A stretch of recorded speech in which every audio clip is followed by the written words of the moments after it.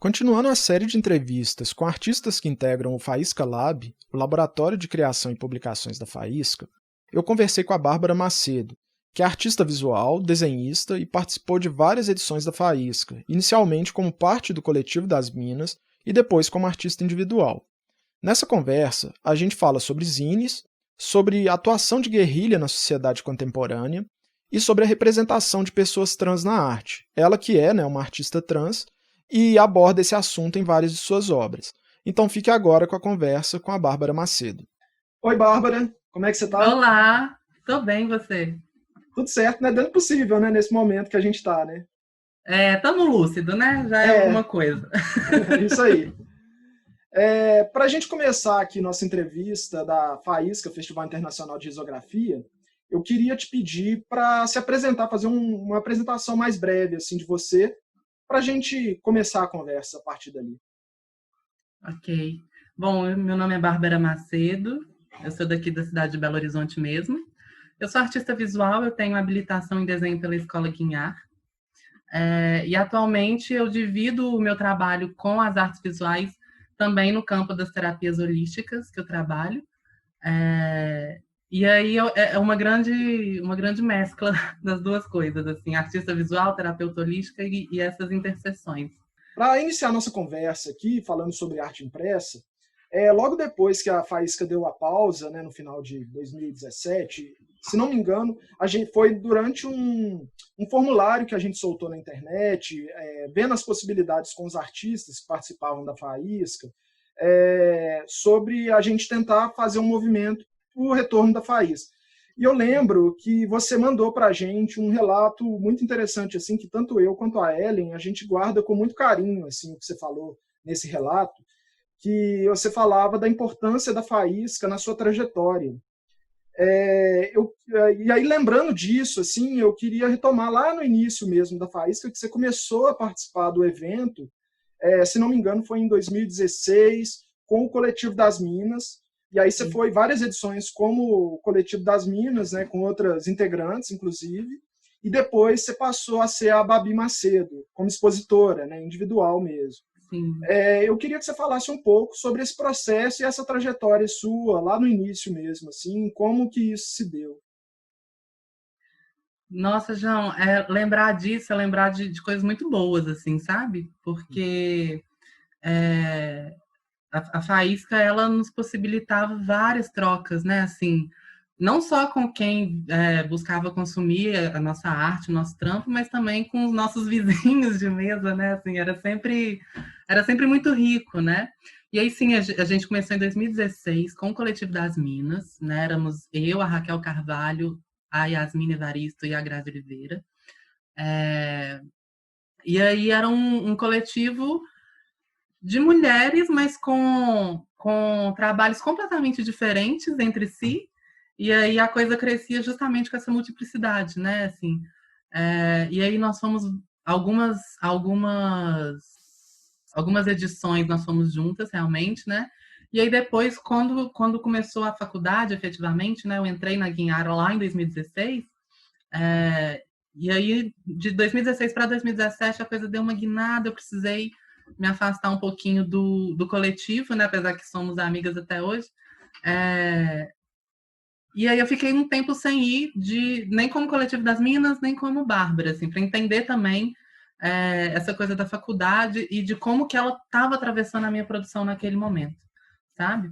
Sim. E aí eu fui em uma edição como público, e aí eu vi aquele monte de gente querida lá, eu falei, não, gente, meu lugar é aqui também. E aí foi aí que eu decidi começar a mandar proposta individual, sabe? Assim. Sim. E aí, depois disso, eu devo ter ido... Fui várias. Pois é, muitas edições, né? Não lembro quantas. E, Bárbara, eu queria saber, assim, né, e falando, né, também desse momento ali da Faísca, mas também depois, assim, você já lançou diversos zines, pôsteres, cartazes, livros, enfim, eu queria que a gente começasse agora a falar um pouco sobre isso. Eu queria, primeiro, assim, saber de você o que os zines representam para você, assim. Então, eles representam um marco muito importante na minha trajetória profissional pelo seguinte fato. Quando eu estava na faculdade, a gente tinha uma... A gente, claro, teve muita aula de desenho, muita aula de pintura, muita aula de várias coisas, mas nada digital, né? Assim, Uhum. nada nesse outro suporte, assim. E começar com o zine, na verdade, eu comecei com imã de geladeira, né? Uhum. E começar com isso foi meio que dar um passo completamente novo.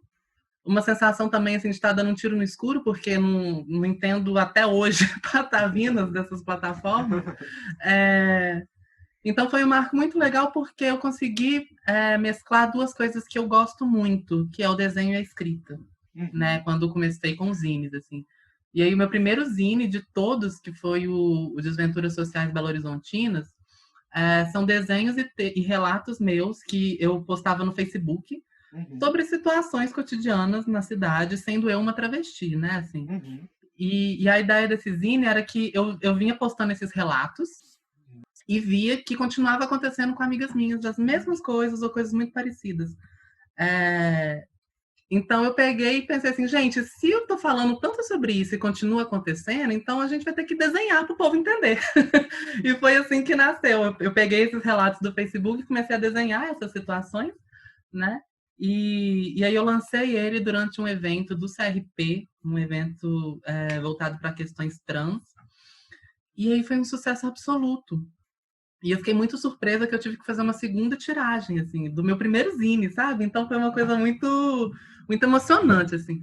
E aí, depois, já pegando um pouco mais de manha, recebendo auxílio de amigas também, a segunda edição eu fiz ele, assim, tamanho A4, bonitão, uma coisa Uhum. mais bem acabada, né? Sei. É, E A aí foi o... representação, só pegando aqui o gancho mesmo do que você acabou Uhum. de falar, a representação de pessoas trans no seu trabalho é muito forte, né?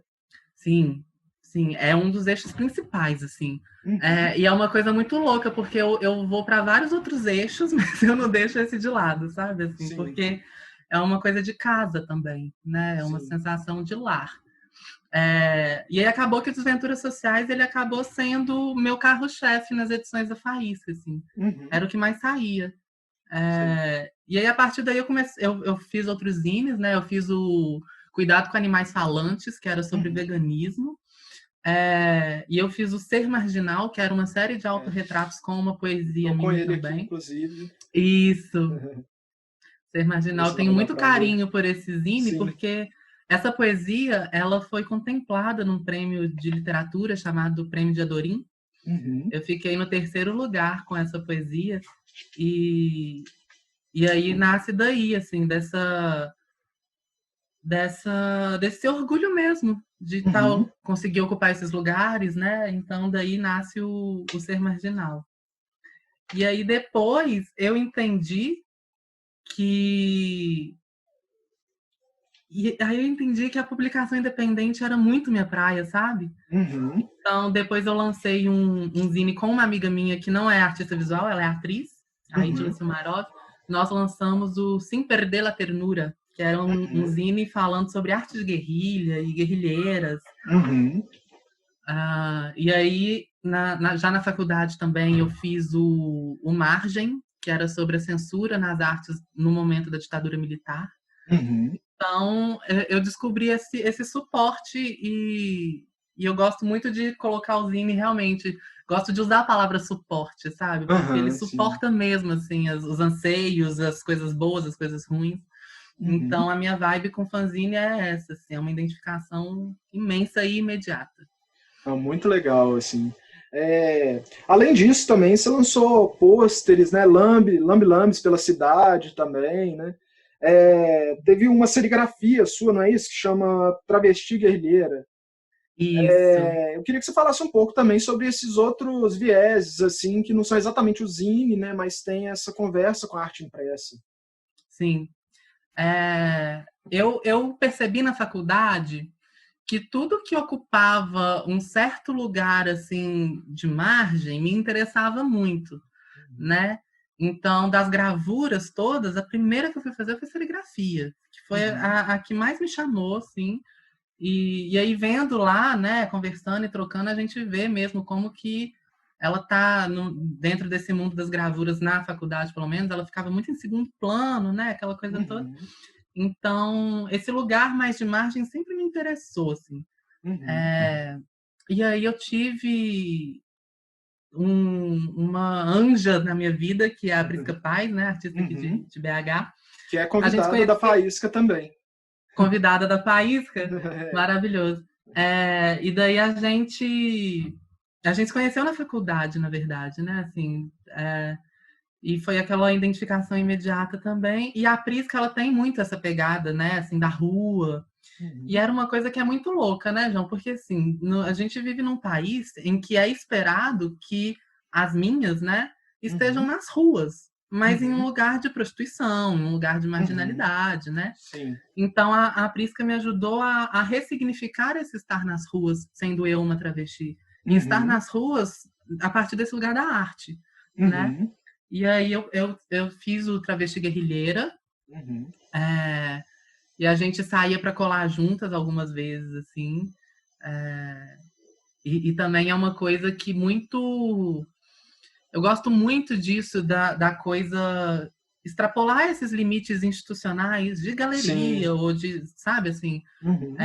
E foi super legal, assim, porque a primeira vez que eu colei o Travesti Guerrilheiro, eu colei ele na Sapucaí, e Uhum. aí no dia seguinte, passando lá de manhã para ir para a faculdade, eu vi que já tinham arrancado no Uhum. dia seguinte.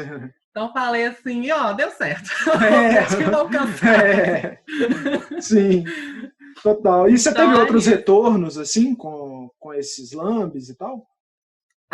Tive muito, assim, porque as pessoas viam, né, eu postando e tal, e aí elas tiravam foto, marcavam, Uhum. enviavam para Que mim legal. por inbox, né? Uhum.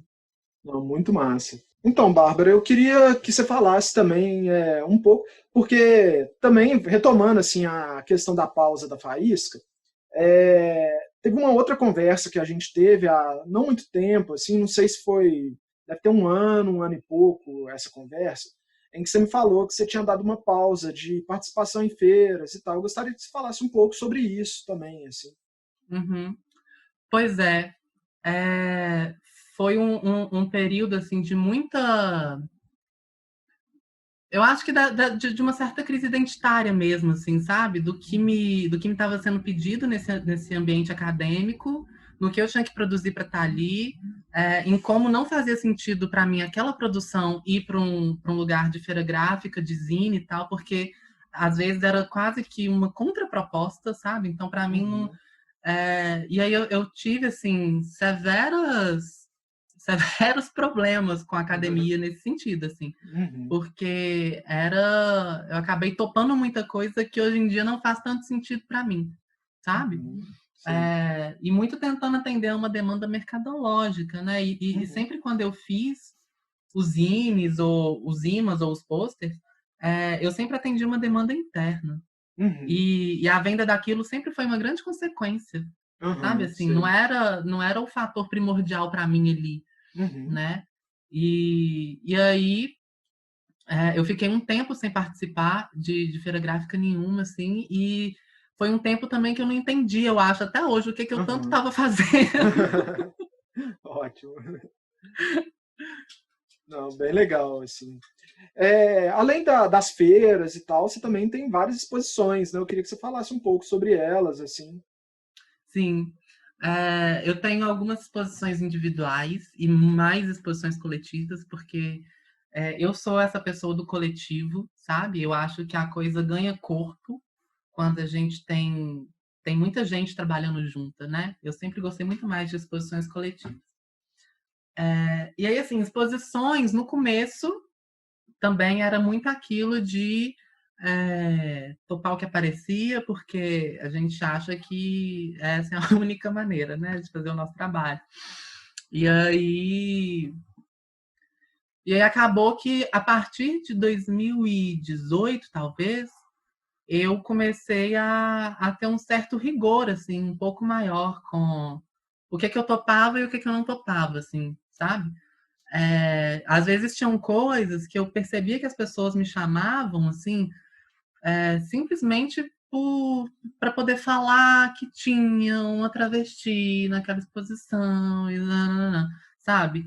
Então, são coisas que a gente vai percebendo e vai entendendo que talvez a pessoa não está nem tão interessada no seu trabalho, sabe? Assim, então, eu acabei criando esse certo rigor, assim, a partir de uma exposição que inicialmente seria individual, né, lá na Galeria Mama Cadela, que foi a coleção Grandes Mestres das Nudes. Mas aí eu chamei outros 3 amigos para participar, porque eu acho que é isso, assim, acho que cresce. E a partir daí eu entendi que eu ia topar o que eu quisesse mesmo, né? E aí teve também, ano passado, a exposição Brasa, que foi também no Mama Cadela, que foi lindíssima, com curadoria do Marcel Diogo. Uhum. E artistas, assim, que eu sou muito fã, estavam ali também, sabe? Então, tinha uma coisa também de desmistificar esse lugar hierárquico, sabe? De que existem os melhores e os não tão bons, né? E que os jovens artistas, eles só podem expor entre si, tá? E não, que bobagem, sabe? E aí depois teve uma exposição também lá no Centro Cultural FMG, essa já foi esse ano. Eu acho que foi, porque tem 10 anos que a gente está nesse ano, né? Então eu sempre perco essa conta. Mas eu acho que foi esse ano. Que foi só com pessoas, assim, que não tem... não são pessoas que expõem há muito tempo, assim. São pessoas do Arena da Cultura, do Valores de Minas, sabe? Então, uma galera, assim, muito massa e muito inquieta. E aí, assim, quando eu percebi lugares demasiadamente institucionais, assim, aí eu comecei a tentar buscar as críticas que eu podia fazer ali dentro, né? E aí foi a partir desse meu trabalho, inicialmente com bordado, né? Que nasce como meu projeto de TCC, e aí depois eu comecei a abordar utilitários, e aí eu consegui achar a crítica nisso, né? Assim, porque muitas vezes a arte não quer ser associada com isso, assim, com bordar pano de prato, bordar caminho de mesa, toalha de rosto, era o que eu estava fazendo, e levando isso para um contexto de galeria, né? Assim como foi na minha habilitação, como foi em outras galerias aí que eu expus. Muito massa. Eu queria que você falasse um pouco específico, assim, da coleção Grandes Mestres das Nudes. É um trabalho super legal, super legal. Ele nasce daquele episódio que aconteceu lá no Palácio das Artes, né? Daquela hipercensura naquela exposição, que era o Pedro Moraleida, a Marta, o Desali e tal, porque a galera das galerias de baixo, a Marta, o Desali e o Randolfo, são pessoas muito próximas a mim. Então eu vi muito de perto como que a censura fica impregnada na pessoa, sabe? Assim. Então... esse trabalho ele nasce dali. E aí, o que eu fiz? Eu abri um recebimento de nudes pelo Facebook, pelo Instagram. Falei, né, que era para um trabalho de desenho e tal. E que a pessoa ela tinha que me mandar nudes do pescoço para baixo. Que eu não iria desenhar tatuagem, não iria desenhar nada que identificasse a pessoa, a não ser que ela pedisse, porque teve uma pessoa que pediu, eu quero a minha tatuagem e tal. E aí eu desenhava do pescoço para baixo, e a cabeça eu substituía com colagem por cabeças de obras do Renascimento à contemporaneidade, assim, muito famosas e muito aclamadas, mas que são chamadas de nu artístico, né? Porque estão num contexto de museu, de grandes artistas e etc. Então eu fiz essa mescla, assim, de pegar os grandes mestres da pintura e transformá-los em grandes mestres das nudes, né? Que é uma expressão fotográfica contemporânea que eu particularmente adoro, acho maravilhoso. Então, foi meio que essa brincadeira, assim, de até onde é censurado, né? Assim, até onde essa censura ela é de fato contra uma moral vigente ou contra uma obra vigente, e até onde ela é contra o artista, o ofício do artista também. Sabe? Então, esse trabalho ele nasce daí. Bem legal. E como é que foi a receptividade assim, das pessoas em relação a ele? Eu gostei bastante, particularmente, falando. Assim, eu acompanhei as postagens no Instagram que você fez nesse período que você estava fazendo essas obras e tal. Foi maravilhoso. E assim, eu tive um problema, porque eu tive que fazer uma vaquinha para conseguir montar essa exposição, essas vaquinhas online, né? Sei.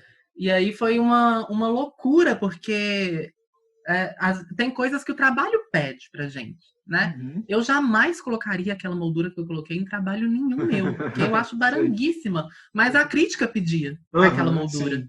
né? Então eu fiz a vaquinha para conseguir montar todos os trabalhos na moldura e tal.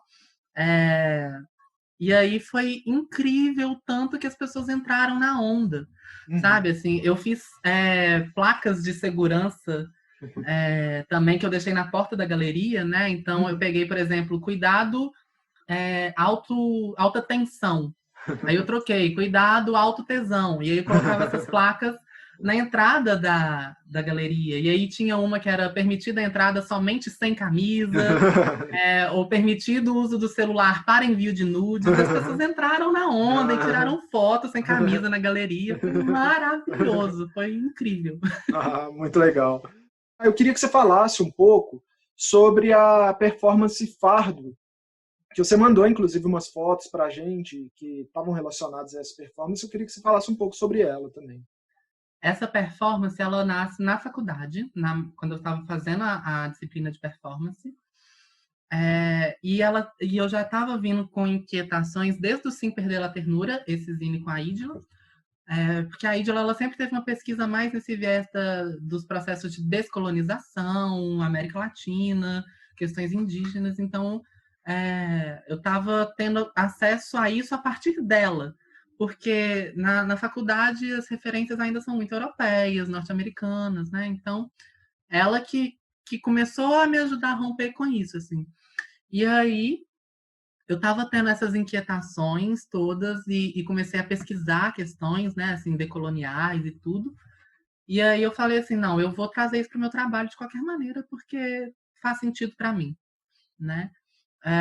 E aí essa performance, ela nasce a partir de uma proposição que era uma performance, uma vídeo performance. Não era para realizar uma performance na faculdade, tinha que ter uma vídeo performance. E aí eu peguei um bloco de concreto, né? Ele tinha mais ou menos uns 11 quilos ou 12 quilos, alguma coisa assim. E aí eu escrevi na vertical, né, Latina. E aí eu peguei esse bloco, fui lá para a Avenida Portugal, né? E aí eu fiquei perambulando na Avenida Portugal com esse fardo de ser latina nos ombros, né? Assim, numa avenida que faz uma ode, uma homenagem ao nosso colonizador, né? Então, e aí foi incrível, porque eu tava com uma roupa vermelha, uma blusa vermelha e uma saia preta, e as pessoas passavam e gritavam petista. Eu achei o máximo. E aí é super legal, assim, porque tem um momento do vídeo, né? Esse vídeo ele tá no meu Vimeo e tá no YouTube também. Uhum. Tem um momento do vídeo que eu tô passando com esse fardo, e aí é exatamente assim, ao lado, é um McDonald's, uma escola Uhum. de inglês, sabe assim? Uhum. Então tem uma coisa que não tá nem só mais no nome da avenida, tá em tudo, tá na estrutura, tá nas lojas, nas escolas, em tudo, assim. É, e aí questionando também um pouco esse complexo de europeu que a gente tem, né? Assim, de que a gente Uhum. tem certeza absoluta que nós somos europeus e somos portugueses, né? É. Então, a farda, ela nasce desse incômodo. E é um Uhum. incômodo que ele fica cada vez maior. Eu achei que É. depois de alguns trabalhos ele ia dar uma sentada, mas não, só expande, é uma coisa horrorosa. Pois é. E você já tinha falado e agora citou novamente o Sim Perder a Ternura com a Ídila. Você pode falar melhor dele assim pra gente? Sim, a gente lançou ele no Galpão Semiorto durante Uhum. um evento de questões LGBTs Uhum. e foi uma mescla. A gente, nesse zine, ela colocou alguns textos dela. Ela tem uma peça de teatro que chama Guerrilha, em que ela Uhum. assim, eu arrepio só de lembrar. Ela narra histórias de guerrilheiras e coisas muito fortes, né? Uhum. E aí a gente colocou alguns textos dela, alguns textos meus, de coisas que eu vinha refletindo sobre aquilo, porque era um assunto muito novo para mim. E a gente traçou perfis de 4 guerrilheiras, uma curda, uma africana, a Dilma, e a outra eu não me lembro quem é. E uma mexicana, que é a comandante Ramona. E aí a gente fez eu fiz os desenhos dessas guerrilheiras, e aí a gente construiu os textos juntas, e depois eu fiz um ensaio fotográfico dela, caracterizada como as personagens da guerrilha, e a gente colocou essas fotos também nesse zine. E aí a gente também fez pôster, assim, A3, foi muito legal, assim, foi bem bacana. E é o tempo todo esse questionamento, também um pouco desse apagamento das mulheres guerrilheiras, né? Assim, tanto que depois disso, eu até tatuei uma legal. existência aqui, que é da guerrilheira curda, né? A Adan, tá? Que ela, assim, matou fascista pra cacete. E aí, quando a mulher morreu, noticiaram assim, morre a mais bela guerrilheira do Kurdistão. Me ajuda, sabe? A mulher foi cabulosa. Né? E aí eu comecei a acessar esses apagamentos também, né? Assim, e aí como que... É só ligar Lé com Cré, né, João? Que eu vi uma frase uma vez que era: durante muito tempo, anônimo foi uma mulher na história, né? E aí porque é uma história de apagamento. Seja na arte, seja na guerrilha, seja onde for. Né? Então, Sem Perder a Ternura nasce desse incômodo também do apagamento das mulheres como protagonistas das histórias delas, sabe? Como resumi-las a um rostinho bonito. Sim. Né? E super importante nesse momento que a gente está vivendo, né? Aqui no Brasil e em várias partes do mundo, assim, né? Como é que você tem visto, assim, como você tem visto e como isso tem te afetado, assim, né? Tem afetado todos nós, né? Mas para você, assim, como é que tá? Total. Sabe que eu costumo falar, assim, que eu acho entristecedor um trabalho como Sem Perder a Ternura, por exemplo, ser tão atemporal, sabe? Que a gente fez ele em 2018, eu acho, e nada mudou, sabe? De lá para cá.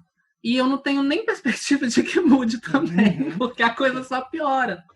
Né? Assim, eu fiz uma brincadeira no Facebook, eu postei assim: tá cada dia mais difícil ser decolonial nesse país. Eu deveria ter feito TCC sobre impressionismo francês. Porque é uma coisa que é aquela coisa que tá difícil de defender mesmo, sabe? Assim, as coisas que acontecem. Me ajuda a te ajudar.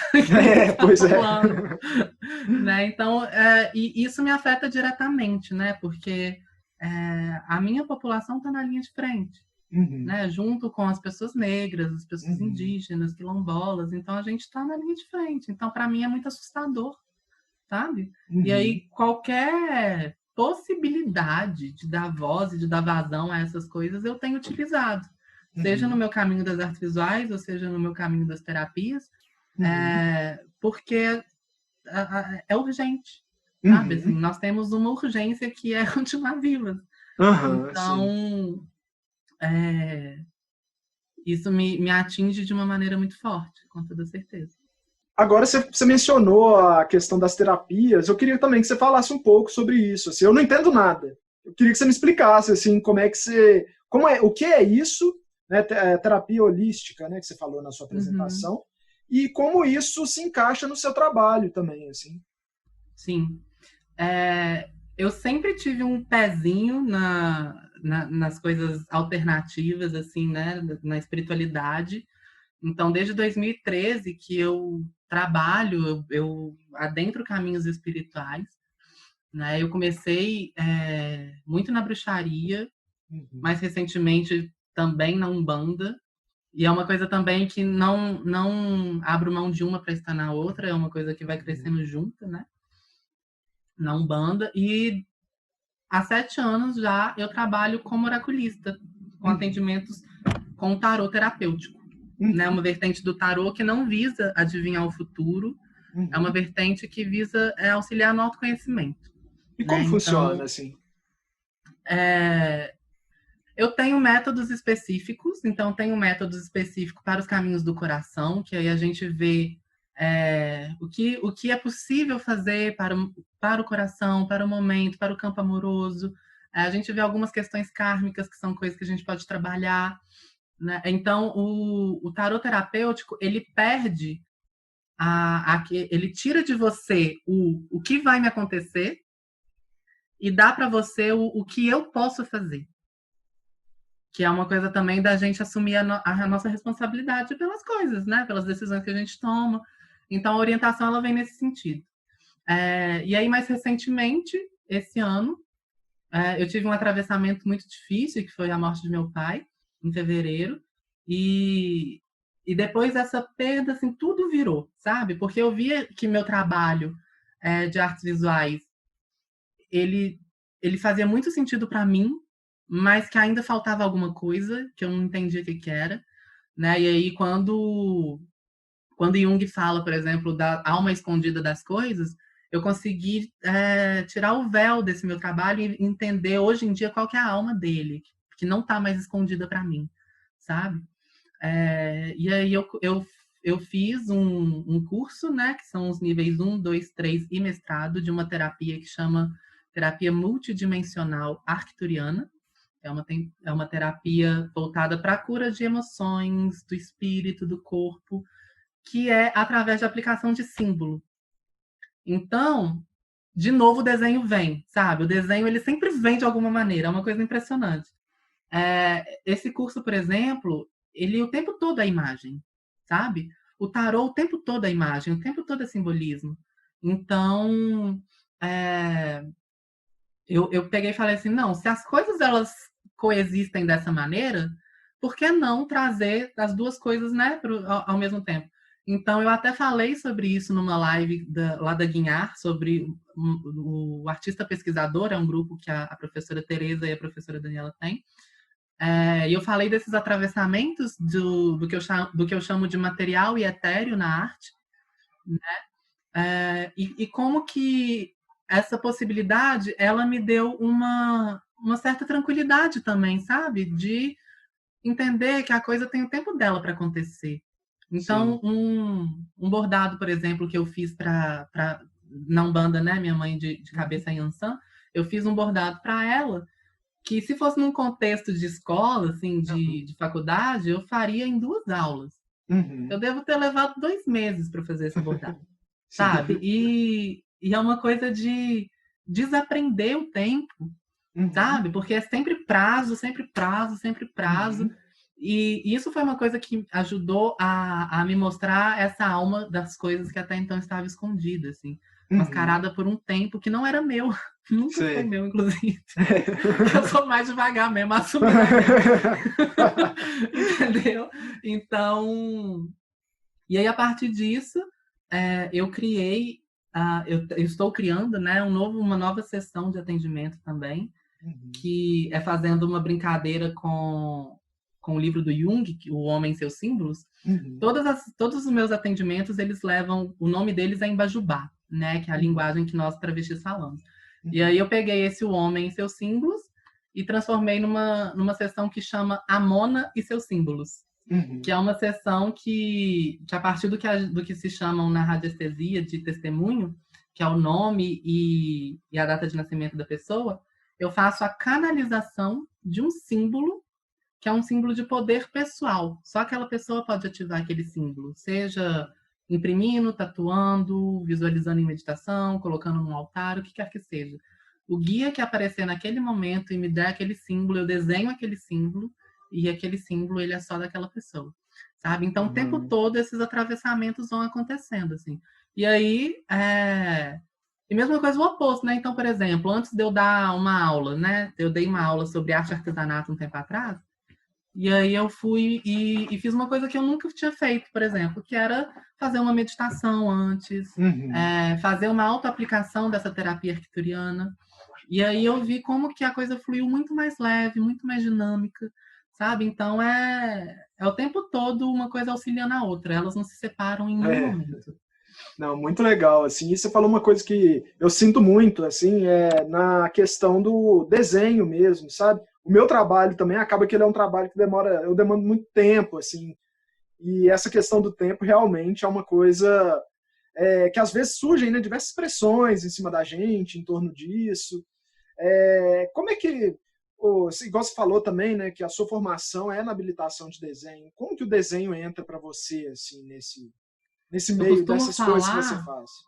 eu costumo falar que o desenho ele me antecede. Uhum, Antes que eu chegue, o meu desenho chega, sabe? E é uma forma muito forte para mim de comunicação. uhum, Eu me comunico através do meu desenho.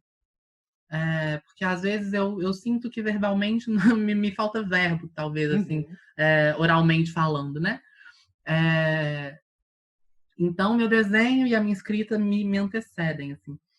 E aí é muito engraçado, porque justamente por ser uma mensagem que eu conscientemente estou passando para alguém, eu preciso que ela tenha um tempo aí de entendimento, de eu entender que mensagem é essa também, o que esse desenho quer passar, para eu conseguir colocar isso para fora.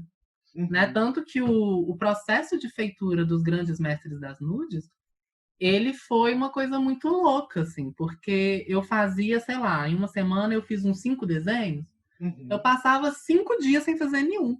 Sei. E aí depois eu retomava, até porque, mas aí também tinha questões de faculdade, outros trabalhos, assim, mas, mas eu percebi como que isso era importante para mim. Eu acho que por Sim. isso é um trabalho que eu tenho tanto, mas tanto, mas tanto carinho. Porque antes de eu ter essa consciência que eu tenho hoje, de que meu tempo é outro, e que o tempo que eu cumpria era de outra pessoa, é, mesmo sem ter essa consciência, ali eu fui muito rigorosa com o meu próprio tempo de produção, Uhum. sabe? Então, o desenho ele vem nesse lugar, assim, de comunicação, de fala. Uhum. Bem legal, assim. E, Bárbara, como é que tá para você agora, assim, na pandemia, quarentena? Como é que tá, assim, para você?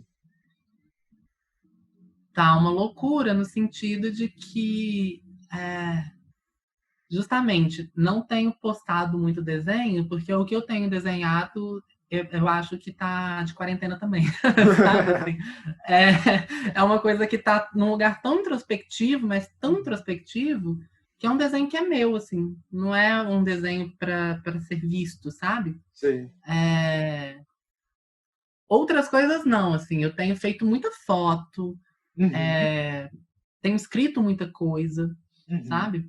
E acaba que eu tenho tido um trabalho mais ativo, digamos assim, dentro das terapias, com o atendimento do tarô, por exemplo. Uhum. Então, acaba que meu tempo fica mais voltado para isso. Mas o que eu tenho desenhado é uma coisa de desenhar e guardar, sabe? Aham. Assim. E tem coisa que eu desenho e jogo fora, porque também não é para estar guardado. Então, é, eu acho que eu acho maravilhoso quando eu vejo meus amigos, assim, artistas, postando coisa e desenho atrás de desenho e fazendo série. E aí já é 5 meses de desenho direto. Eu falo assim, meu Deus, eu sou muito fã dessas pessoas, porque eu não dou conta. Ah, eu também não. Eu admiro muito, muito, Uhum. assim. Mas pra mim tá sendo esse lugar muito silencioso, sabe? Uhum. Não, bem legal, assim, nos próximos meses aí você participa também, né, da residência do Zona de Encontro, não é?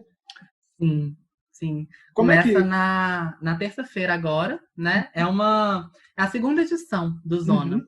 A primeira eu fiz a fotografia dos encontros, e dessa vez eu vou Uhum. ser artista residente, né? Eu vou dar a oficina Eu Falo Brasileiro. Uhum. Estou Que legal. muito animada. Que eu tenho essa coisa com a palavra também muito forte, né? Uhum. E aí é uma, é uma residência coletiva e colaborativa. A gente abriu para o público em geral, né? Não Uhum. é só as artistas convidadas, Uhum. para a gente criar uma publicação de autoria coletiva, Ah, que legal. sabe? Assim, e é maravilhoso. A primeira edição é, é super legal, porque o projeto era uma revista, né? Revista Zona de Encontro. O trem virou um livro de centenas de páginas. Então, é, foi muito legal, assim, porque foi um trabalho muito de muito coração de todo mundo, Uhum. né? Assim, é idealizado pela Ídila, essa minha amiga Uhum. atriz, e pela Sim. Paula Kimo, Uhum. né? A gente teve o projeto gráfico do livro do RR, que é maravilhoso. Uhum. E a gente teve, caramba, só mulher foda. Essa primeira edição foi só mulher, né? A gente teve as Zora Santos, a Nina Caetano, Eneida Baraunas, assim, Caro Torres, que é uma galera muito, muito massa, muito, muito potente. E aí, dessa vez, a gente tem... são algumas mulheres, e a gente tem o Mohamed, que é um artista transmasculino, né? Então, a coisa também vai criando esses novos braços, né? Esses desdobramentos. E aí começa na terça-feira agora, e aí toda terça-feira é uma oficina, né? A primeira é com a Marta Neves, né? Fazendo essas brincadeiras que ela tem de poesia e imagem, que é maravilhoso. E assim a gente vai até outubro, depois tem o lançamento da segunda revista, Zona de Encontro, que provavelmente vai ser outro livro. E os encontros vão ser virtuais, né? Sim, por Google Meet. Ano passado foi no CRJ, né? Todos os encontros foram no CRJ. CRJ, lançamento... só localizando as pessoas aqui, o CRJ é o Centro de Referência da Juventude aqui em Belo Horizonte, né? Isso, no centro da cidade, né? Ali na Praça da Estação. E o lançamento do livro foi lá no Palácio das Artes durante a Feira Textura. Texturas, eu acho. Texturas. E aí foi super legal, porque teve uma conversa com escritores de Belo Horizonte, sabe? Assim, pessoas muito queridas estavam lá. E foi um dia muito lindo, assim. E o Zona, ele é de distribuição gratuita, né? Então é massa porque torna ainda mais acessível. E tem também, se for no perfil do Zona, tem como baixar o e-book, né? Lá na bio tem o link para baixar o e-book também desse primeiro livro. Que legal. Você falou um pouco sobre a Ídila, algumas coisas que ela trouxe para você e tal, mas eu queria que você falasse também um pouco sobre suas referências e também pudesse indicar outros trabalhos de outros artistas, outras artistas. Sim. A Ídila é uma grande referência de vida, sabe? Assim, é uma mulher muito forte. A Prisca Paz, igual eu falei no começo, é meu anjo de guarda, né? Assim, e é muito interessante, porque a minha referência, ela... dificilmente ela vai para esses lugares acadêmicos, sabe? Assim, então, essas pessoas...